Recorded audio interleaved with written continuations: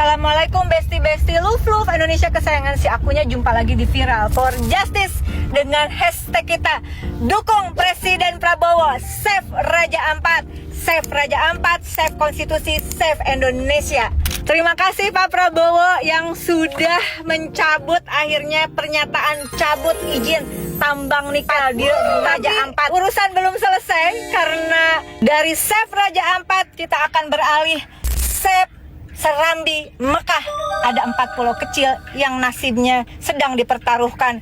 Hari-hari ini kita melihat bagaimana ada isu terkait Sumatera Utara, Aceh terhadap 4 pulau yang kaya sumber daya mineralnya. Tapi cek dulu itu pulau kecil atau enggak. Oleh karena itu, bagaimana cara konstruksi hukumnya kita lihat dalam analisis berikut. Jangan asbun para menteri. Salam sopan. Saya percaya bahwa Presiden Prabowo sangat memahami apa guna dan fungsinya pulau-pulau yang ada di gugus kepulauan Indonesia itu. Bukan hanya untuk dieksploitasi atau dieksplorasi dalam sumber daya alamnya, tetapi menjadi satu kesatuan utuh di dalam konsep pertahanan dan keamanan negara dengan prinsip pertahanan rakyat semesta. Sehingga keberadaan pulau-pulau tersebut menjadi penting, termasuk kepulauan di Raja Ampat, termasuk kepulauan 4 pulau yang sekarang sedang diributkan antara Sumatera Utara dan Aceh. Dan sudah saatnya tentu Republik ini dijalankan sesuai dengan hukum positif, peraturan perundang-undangan. Hukum positif, bukan hukum rimba. Setiap pada konstitusi, Undang-Undang Dasar Negara Republik Indonesia, yuk kita lihat. Ini dia pasal 1 ayat 3. Negara Indonesia adalah negara hukum. Negara hukum bermakna bahwa hukum memiliki kedudukan tertinggi dan mengatur semua aspek kehidupan termasuk penyelenggaraan negara dan tindakan warga negara. Jadi, dalam menyikapi kasus save Raja Ampat, pertama kali dicek peraturan hukumnya, peraturan perundang-undangannya.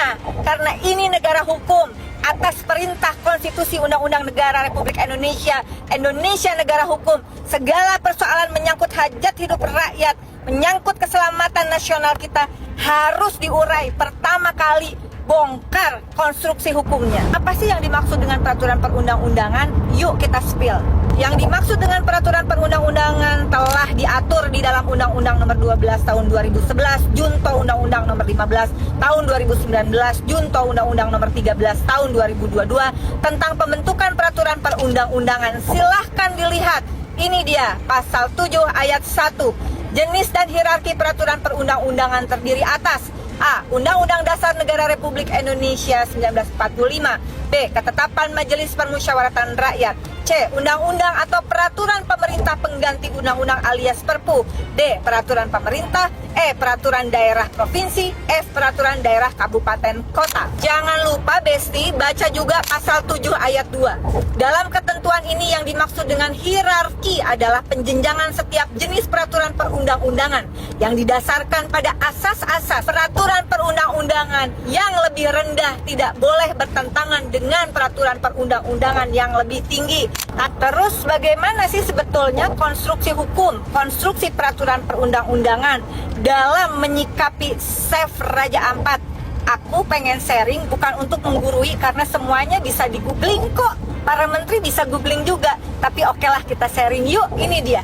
Silahkan dibaca, dianalisis, dihayati, dipahami putusan Mahkamah Konstitusi nomor 35 garing PUU garing XX1 garing 2023 yang menyatakan bahwa putusan Mahkamah Konstitusi menyatakan penambangan mineral di wilayah pesisir dan pulau-pulau kecil dilarang. Artinya dengan putusan Mahkamah Konstitusi pasal 23 ayat 2 dan pasal 35 huruf K Undang-Undang tentang pengelolaan wilayah pesisir dan pulau-pulau kecil, final and binding tetap berlaku, selamanya berlaku. Apa sih sebenarnya isi pasal 23 ayat 2 dan pasal 35 huruf K? Ini dia pasal 23 ayat 2. Pemanfaatan pulau-pulau kecil dan perairan di sekitarnya diprioritaskan untuk salah satu atau lebih kepentingan berikut. A. Konservasi. B. Pendidikan dan pelatihan. C. Penelitian dan pengembangan. D. Budidaya laut. E. Pariwisata. F. Usaha perikanan dan kelautan dan industri perikanan secara lestari. G. Pertanian organik. H. Peternakan. Jadi nggak ada ya pertambangan. Catat pasal 35 huruf K Nih, dengerin ya. Dalam pemanfaatan wilayah pesisir di pulau-pulau kecil, setiap orang secara langsung atau tidak langsung dilarang melakukan penambangan mineral pada wilayah yang apabila secara teknis dan atau ekologis dan atau sosial dan atau budaya menimbulkan kerusakan lingkungan dan atau pencemaran lingkungan dan atau merugikan masyarakat sekitarnya. Terus apa sih yang dimaksud dengan pulau kecil? Udah ada kok dijelasin di undang-undang tentang pengelolaan wilayah pesisir dan pulau-pulau kecil. Nih, baca bareng-bareng yuk. Undang-Undang Nomor 27 Tahun 2007 Junto Undang-Undang Nomor 1 Tahun 2014 tentang pengelolaan wilayah pesisir dan pulau-pulau kecil. Pasal 1 ayat 3. Pulau kecil adalah pulau dengan luas lebih kecil atau sama dengan 2000 km persegi beserta kesatuan ekosistemnya. Jadi Besti, 2000 km persegi itu kurang lebih sekitar 200.000 hektar. Yo Besti, kita cek bareng ke 5 pulau yang sudah ada izin tambang nikel di Raja Ampat. Kita buktikan bahwa ke 5 pulau tersebut adalah termasuk pulau kecil yang telah diatur pengelolaannya oleh undang-undang yang tadi aku sebutkan. Ini dia. Pulau Gag 13.136 hektar sama dengan 131,36 km persegi. 2. Pulau Batang Pele 2.193 hektar, artinya 21,93 km persegi. Pulau Manuran 1.173 hektar, artinya luasnya hanya 11,73 km persegi. Keempat, Pulau Kawe 5.922 hektar, artinya luasnya sama dengan 59,22 km persegi. Dan yang terakhir, Pulau Waigeo 3.000 hektar, artinya luasnya hanya 30 km persegi. Nah, itu soal luasnya, udah jelas kan? Masuk pulau kecil. Yang kedua, soal regulasi pijakan hukum bagi perusahaan yang mendapatkan izin pengelolaan tambang nikel di Raja Ampat. Kita cek mereka payung hukumnya apa sih? Izin usaha tambang nikel di Pulau Gag dan Pulau Batang Pale dikeluarkan oleh SK Menteri ESDM, Kementerian ESDM. Kemudian Pulau Manuran, Pulau Kawe, Pulau Waigeo, izin tambang nikelnya melalui SK Bupati Raja Ampat. Jelas kan?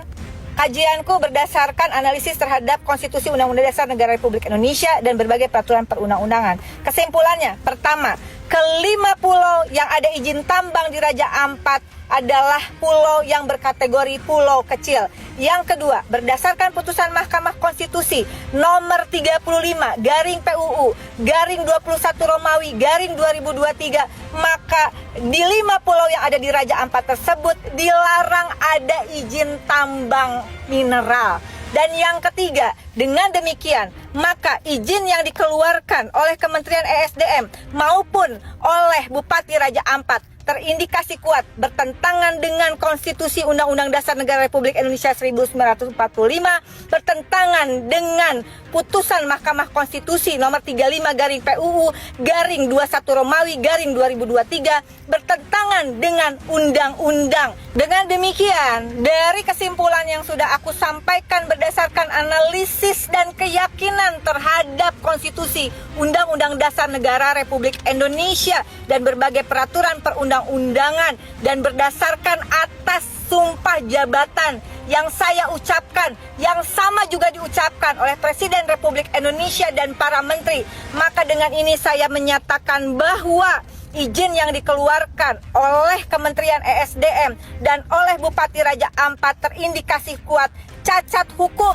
Saya yakin cara pandang Presiden Prabowo berperspektif konstitusi atau konstitusional, karena itu akan memandang gugus pulau-pulau yang ada di wilayah Negara Kesatuan Republik Indonesia tidak semata sebagai pulau yang ingin dieksplorasi, dieksploitasi hanya karena mengandung sumber daya alam yang luar biasa. Saya yakin dan kita harus memberikan kekuatan kepada Presiden Prabowo bahwa menjaga pulau-pulau di gugus kepulauan Negara Kesatuan Republik Indonesia adalah bagian dari pertahanan, keamanan, dan kedaulatan Negara Kesatuan Republik Indonesia. Dukung Presiden Prabowo, save Raja Ampat, save Konstitusi, save Indonesia, save Serambi Mekah. Salam sopan Indonesia. Mwah.